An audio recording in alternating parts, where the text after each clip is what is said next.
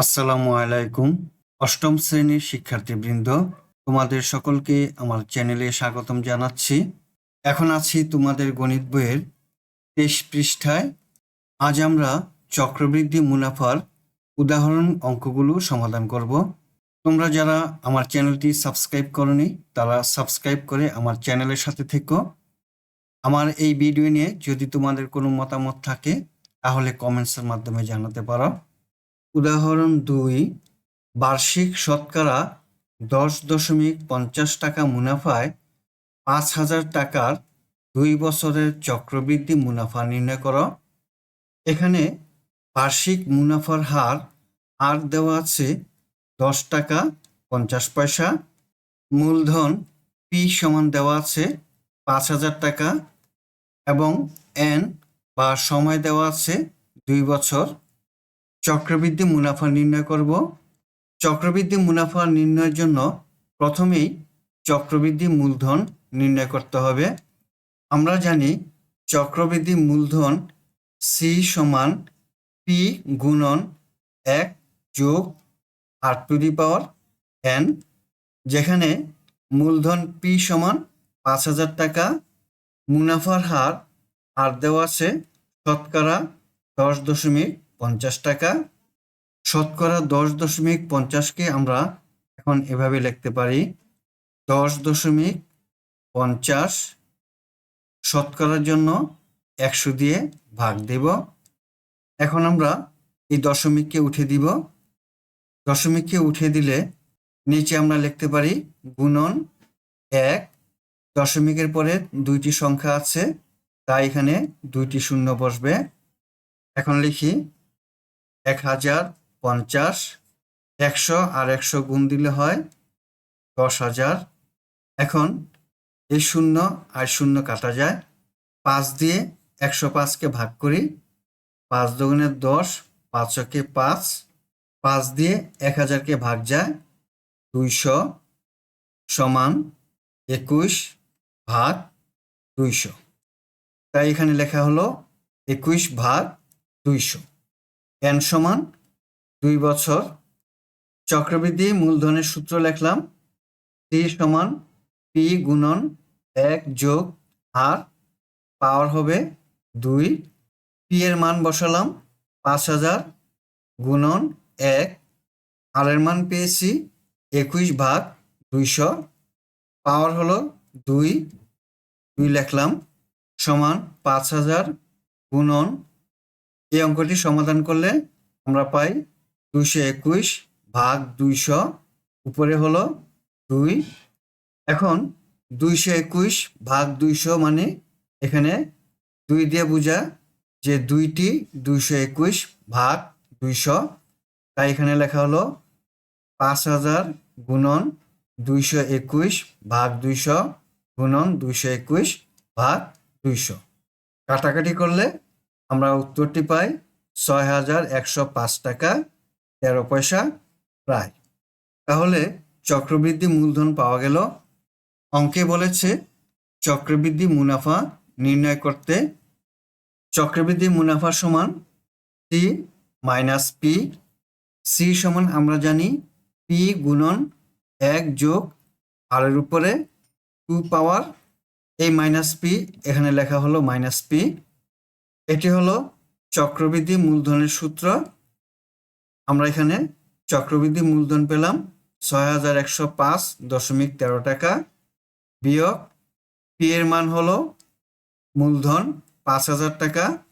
এখন 6,105.13 থেকে 5,000 বিয়োগ দিলে বিয়োগফল হয় 1,105 টাকা 13 পয়সা প্রায়। তাহলে উত্তর 1,105 টাকা 13 পয়সা প্রায়। এখন 3 নম্বর উদাহরণটি আমরা দেখি।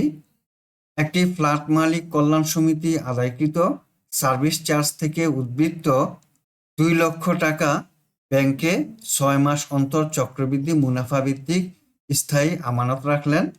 মুনাফার হার বার্ষিক 12 টাকা হলে 6 মাস পর ওই সমিতির হিসাবে কত টাকা মুনাফা জমা হবে? 1 বছর পর চক্রবৃদ্ধি মূলধন কত হবে? এখানে মূলধন হলো পি 2 লক্ষ টাকা। মুনাফার হার আর সমান শতকরা 12 টাকা এবং সময় n হলো 6 মাস। অঙ্কে যেহেতু চেয়েছে শুধু মুনাফা, তাহলে এটি হবে সরল মুনাফা। অঙ্কটি সমাধান করি।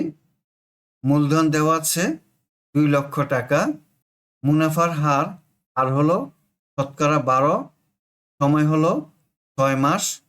সরল মুনাফার সূত্র হলো I সমান পি আর এন। পি এর মান লেখা হলো 2 লক্ষ টাকা, আর এর মান শতকরা 12 টাকা, অর্থাৎ 12/100। সময় যেহেতু বলেছে 6 মাস, তাই মুনাফার হারকে 2 দিয়ে ভাগ দেওয়া হবে, গুণন 1/2। কাটাকাটি করলে আমরা পাই 12,000 টাকা। তাহলে ওই সমিতির হিসাবে জমা হয়েছে 12,000 টাকা। উত্তর 12,000 টাকা। এবার আমরা নির্ণয় করব 1 বছর পর চক্রবৃদ্ধি মূলধন কত হবে। 6 মাসে আমরা মুনাফায় পেয়েছি 12,000 টাকা আর মূলধন হলো 2 লক্ষ টাকা। তাই আমরা মূলধনের সাথে মুনাফা যোগ দিব। তাহলে দেখো 6 মাস পর আমরা মুনাফা পেলাম কত? 12,000 টাকা। তাহলে প্রথম 6 মাস পর চক্রবৃদ্ধি মূলধন হলো 2 লক্ষ টাকা আর মুনাফা হলো 12,000 টাকা। তাহলে চক্রবৃদ্ধি মূলধন হলো 2,12,000 টাকা। এটা আমরা প্রথম 6 মাসের পেলাম। এখন বাকি রইল পরবর্তী 6 মাস। পরবর্তী 6 মাসের জন্য আমার মূলধন হলো কত? 2,12,000 টাকা। আমরা জানি মুনাফা আসলে সূত্র হলো A সমান P ইন্টু 1 প্লাস RN।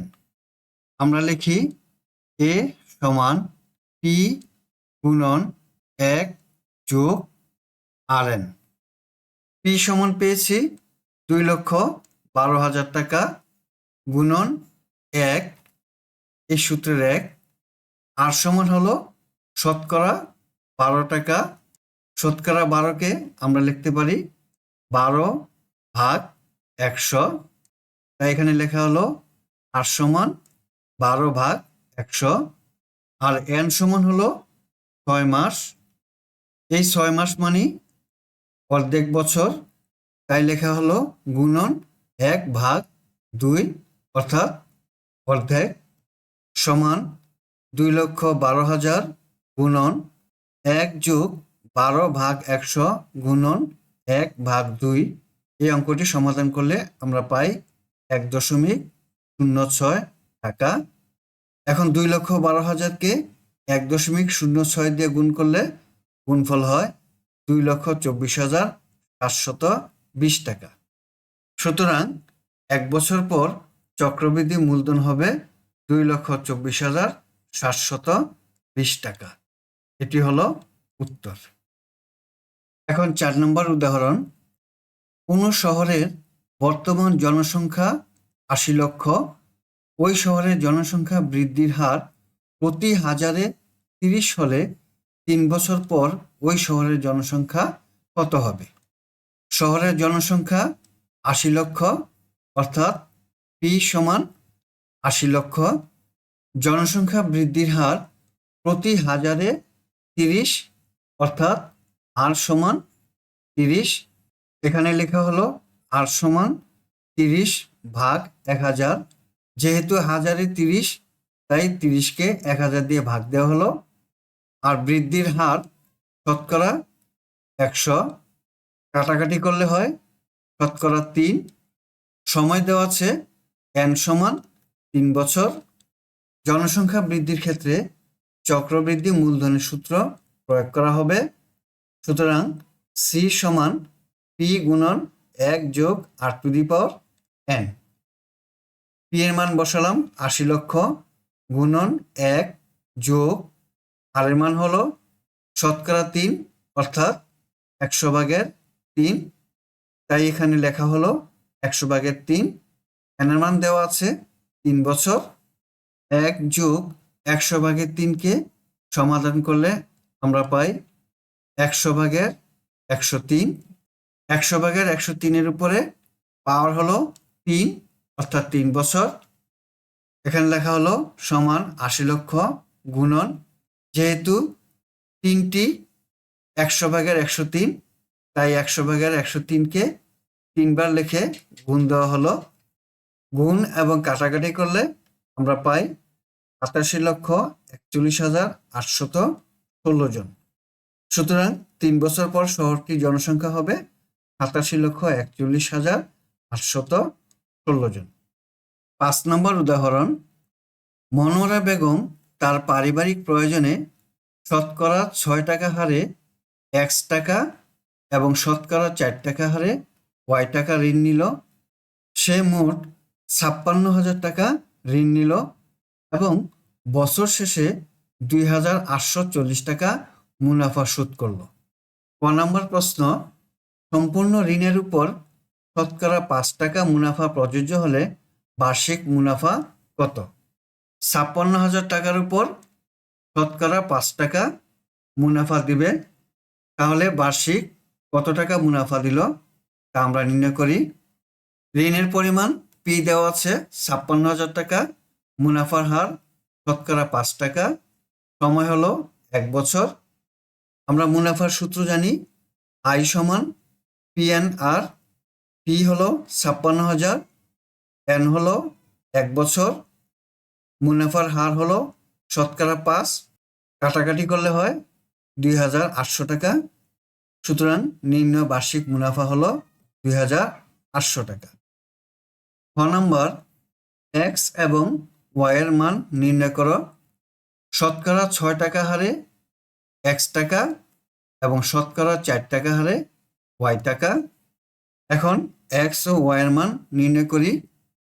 শতকরা 6 টাকা হারে মুনাফায় X টাকায় বার্ষিক মুনাফা হলো টাকার পরিমাণ X গুণন 1 বছর, মুনাফার হার 6 টাকা, অর্থাৎ 100/6 টাকা, তাহলে হয় 6X ভাগ 100 টাকা। আবার শতকরা 4 টাকা হারে মুনাফায় Y টাকায় বার্ষিক মুনাফা হবে Y গুণন 1 বছর গুণন 100/4 সমান 4Y ভাগ 100। মোট ঋণ নিয়েছে 56,000 টাকা, তাই এখানে লেখা হলো উদ্দীপকের তথ্যানুসারে X + Y সমান 56,000। এটাকে 1 নম্বর সমীকরণ দেওয়া হলো এবং শতকরা 6 টাকা হারে মুনাফা পেয়েছে 6X ভাগ 100 যোগ শতকরা 4 টাকা হারে মুনাফা পেয়েছে 4Y ভাগ 100। বছর শেষে মোট মুনাফা শোধ করলো 2,840 টাকা, তাই লেখা হলো সমান 2,840 টাকা।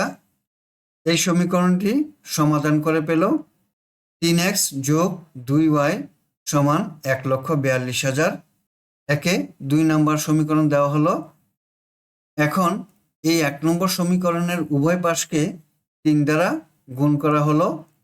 এখন এই গুণফল হতে 2 নম্বর সমীকরণ বিয়োগ করা হলো। বিয়োগ করে Y এর মান পেলাম 26,000। Y এর মান 1 নম্বর সমীকরণে বসানো হলো, তাহলে X এর মান পাওয়া গেল 30,000। সুতরাং X সমান 30,000 এবং Y সমান 26,000।